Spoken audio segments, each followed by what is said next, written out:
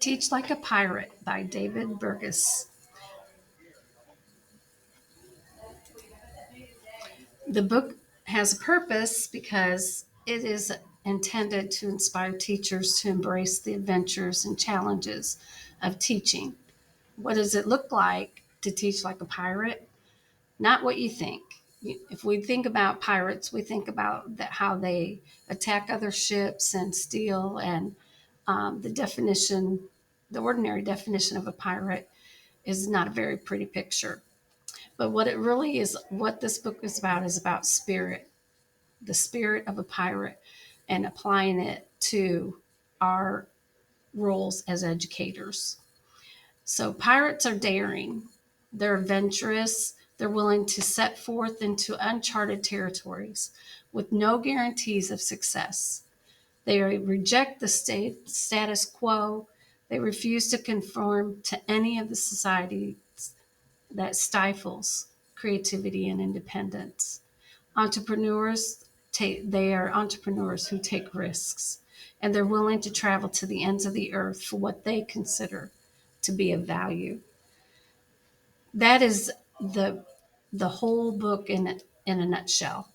And I encourage anybody that would like a little inspiration to read it and to be able to take away from it some really good suggestions. So, what does it mean? So, he uses this acronym that of pirate this to really define what that spirit of the pirate is. And it's a passion for education, a passion for our students. I found it really interesting in that the chapter that he talked about there was that we don't always have a passion for the subject that we teach, but we can have a passion for our students and a passion for education in itself. And when we have those two things, then we can figure out a way to make those subjects that we're not as interested in more interesting.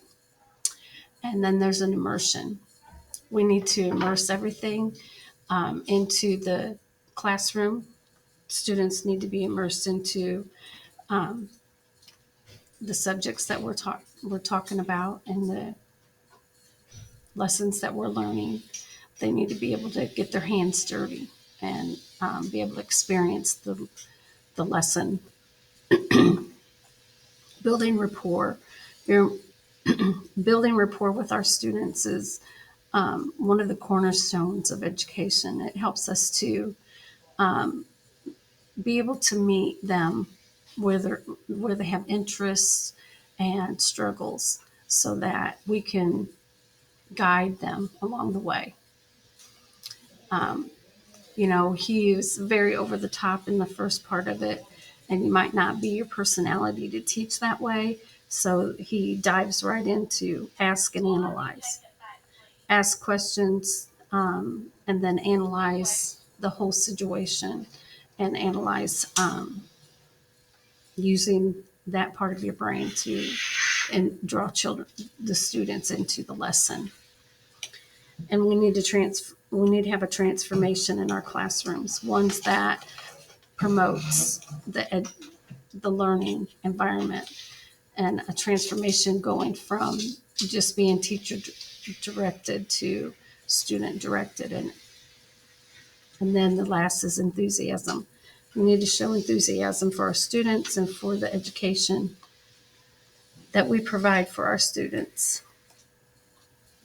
He breaks up the lessons into three sections: the presentation, which is where you hook the student and where you get them interested. That's where the rapport with them comes in, where you know what they're interested in, you know what they like.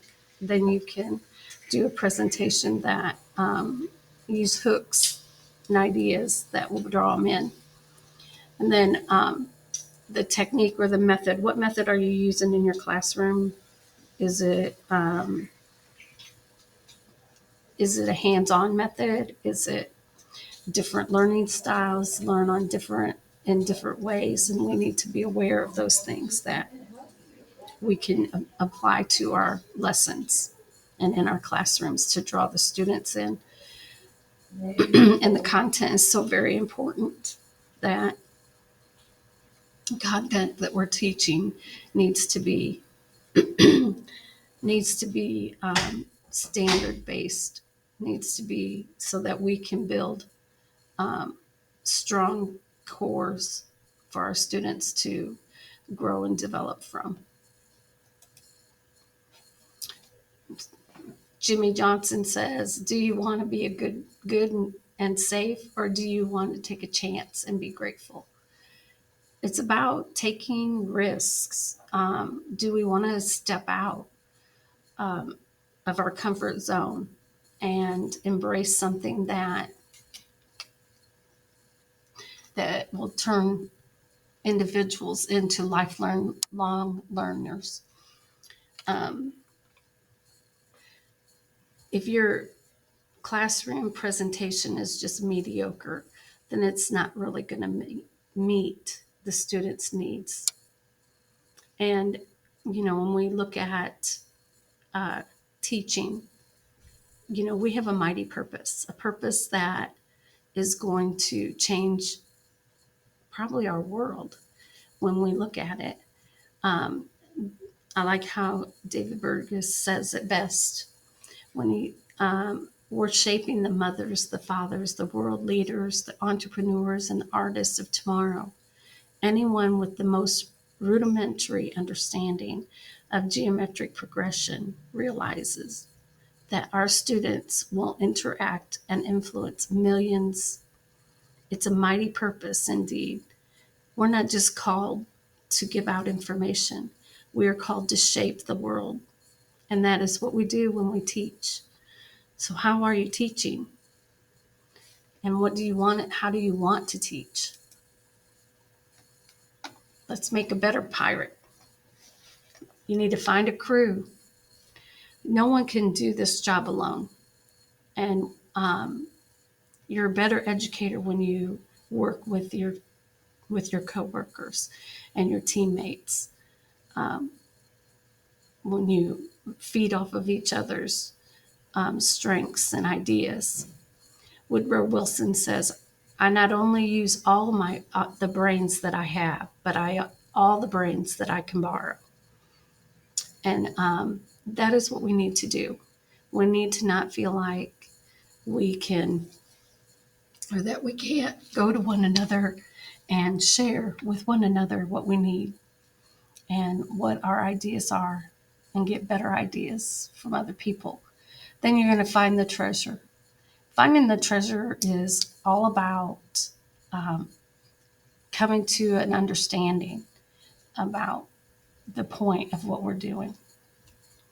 And Phil Jackson says, once you've done the mental work, there comes a point you have to throw yourself into the action and put your heart on the line. I encourage you to read this book. And it's called Teach Like a Pirate by David Burgess. And I highly recommend it. If you have any comments or anything, you can leave them on this slide. And just let me know what your thoughts are. And if you read it, I'd love to hear what you feel about the book itself.